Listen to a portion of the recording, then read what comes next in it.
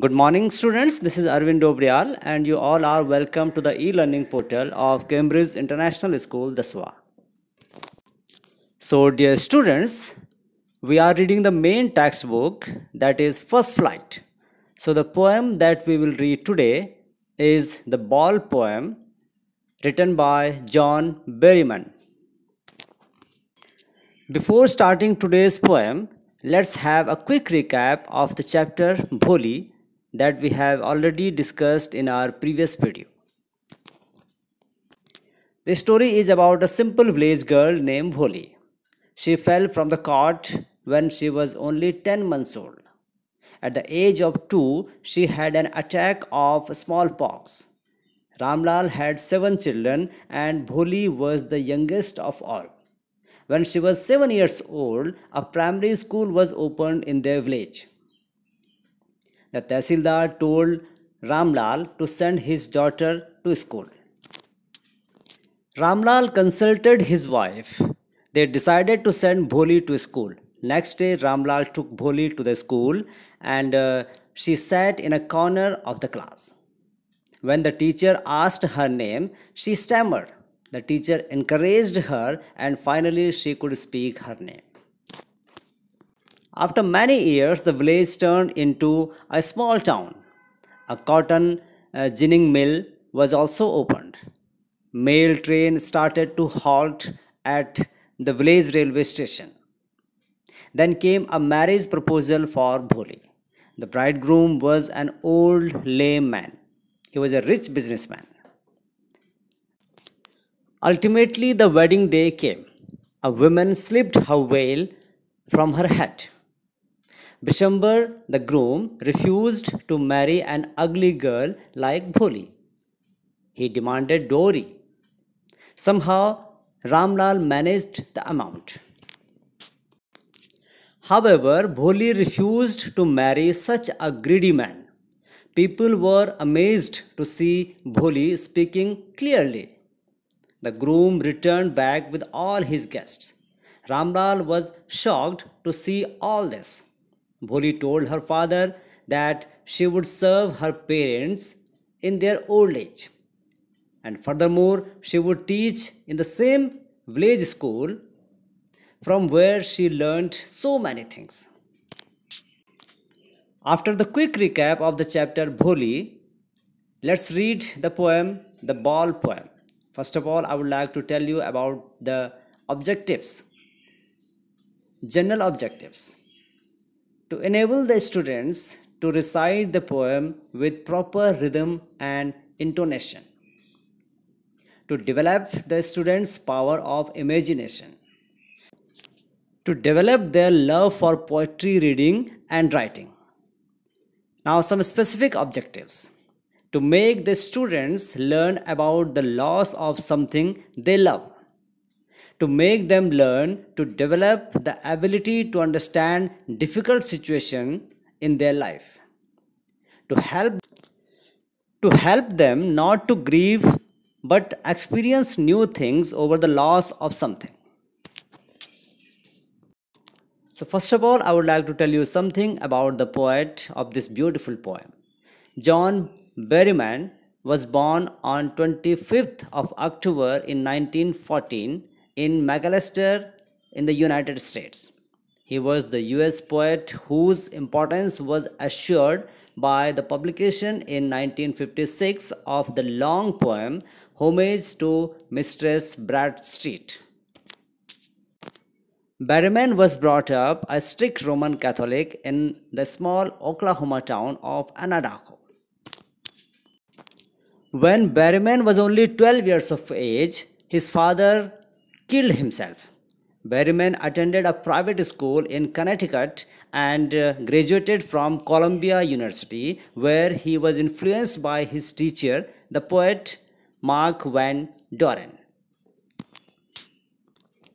After study at the University of Cambridge in 1938, he returned to the US to teach at Wayne State University. He began to publish in Little magazine during the late 1930s and in 1940 five young American poets contained 20 of his poems. Two other volumes of poetry, poems that was published in 1942 and The Disposed that was published in 1948 followed. Berryman was a versatile man of letters. The Lovers appeared in the Best American Short Stories of 1946 and his story The Imaginary Jew that was published in 1945 is often anthologized. His biography of Stephen Crane was published in 1950. Homage to Mistress Bradstreet is a monologue that pays tribute to Annie Bradstreet, the first American woman poet. Sometimes her voice is heard, sometimes Berryman's, and throughout a loving and intimate grasp of the details of American history is manifest.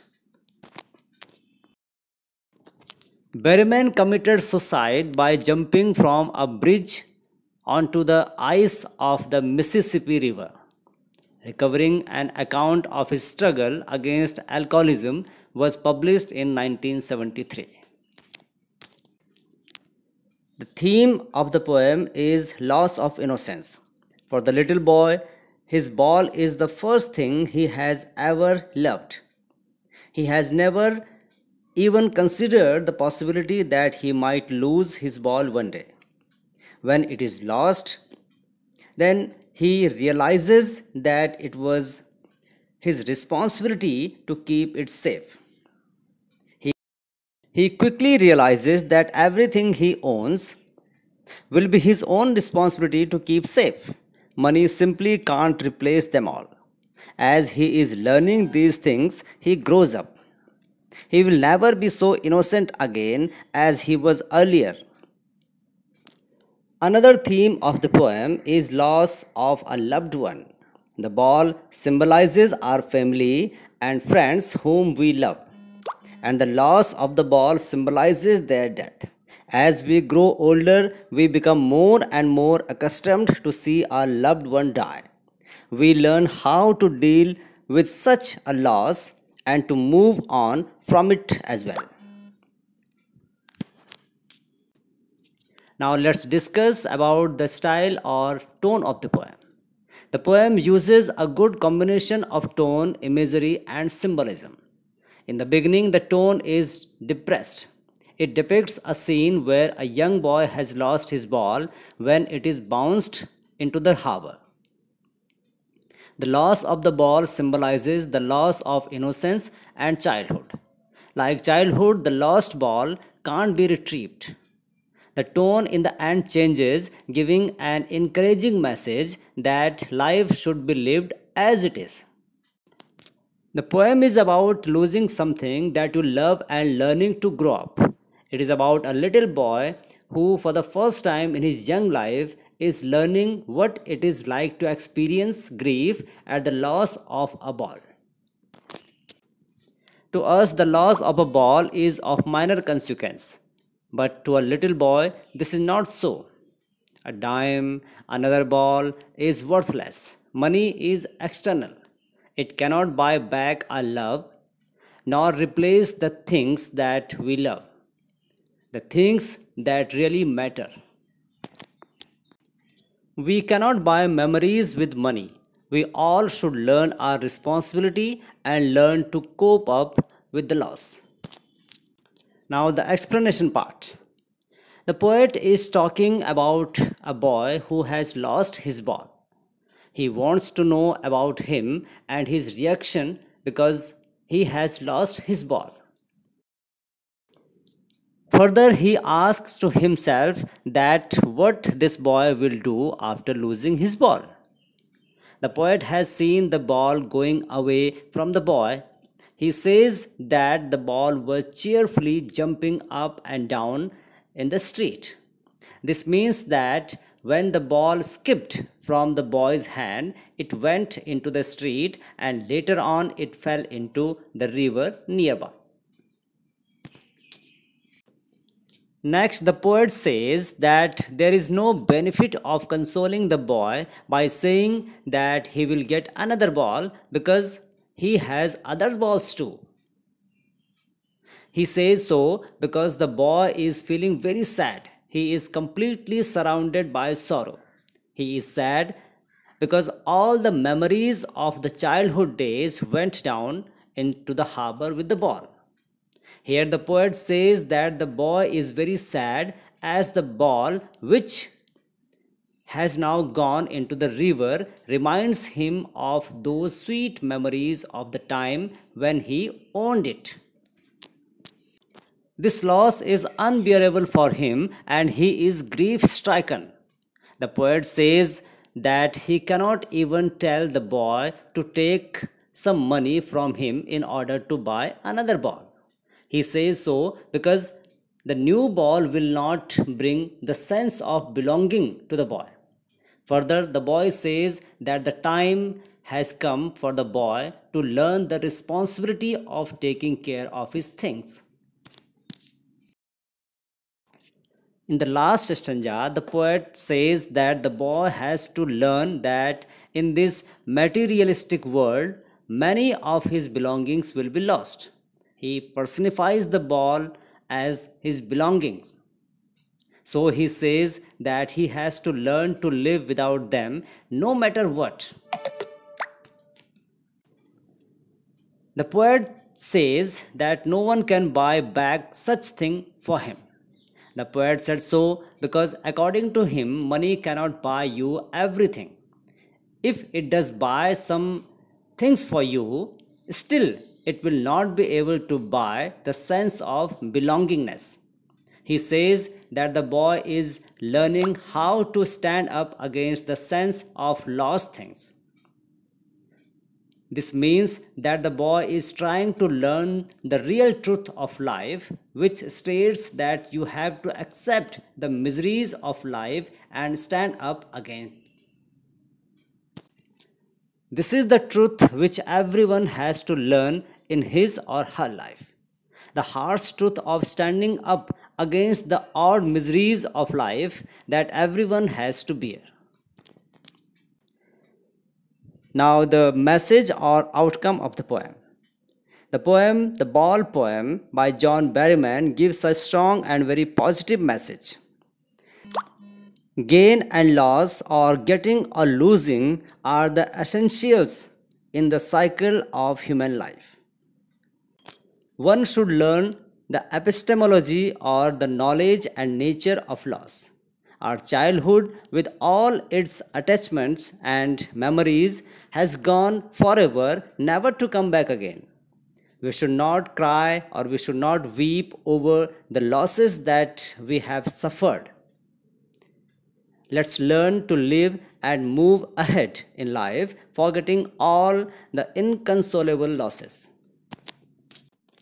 Now, the poetic devices. First of all, metaphor.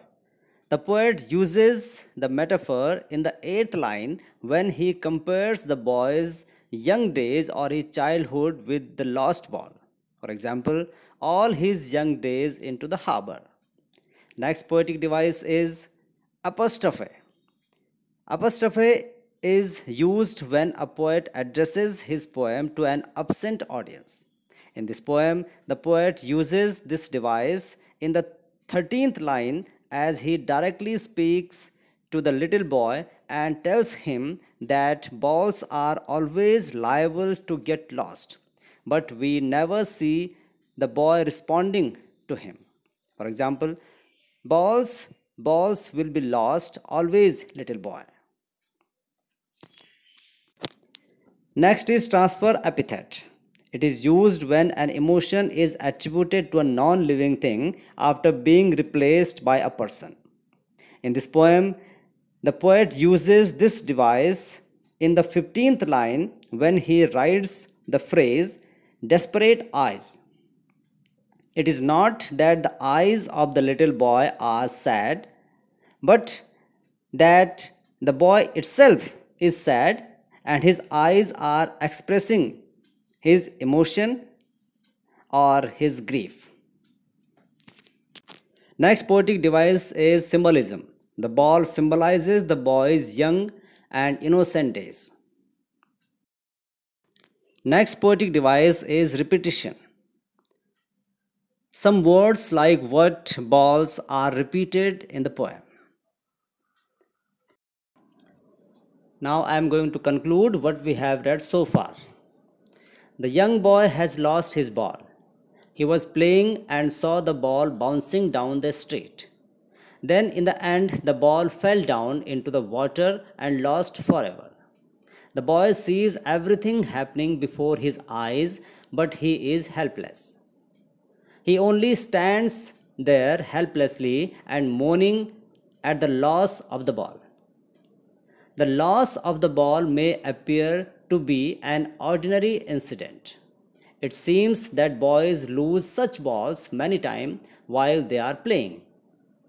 The boy should not make a fuss over it. The loss of ball is symbolic. It has a deeper meaning. The loss of the ball is the loss of childhood and the loss of his dreams. Similarly, we cannot console the child that he can have another ball. Actually, he is sad that the ball he has lost can't be brought back. The innocent childhood that he has lost can't be replaced or brought back with money. Wealth can't buy life and time. Ultimately, a change comes in the grieving boy. He comes to know that losing is a part of life. The loss must not break his spirit. There is no use of grieving over what has been lost. We must stand up to face such losses with courage and determination. On the basis of your understanding the poem, there are some questions for you. I hope you will do all these questions by yourself. So, till the next class we meet, please take care of yourself, your family, and keep learning. Thank you.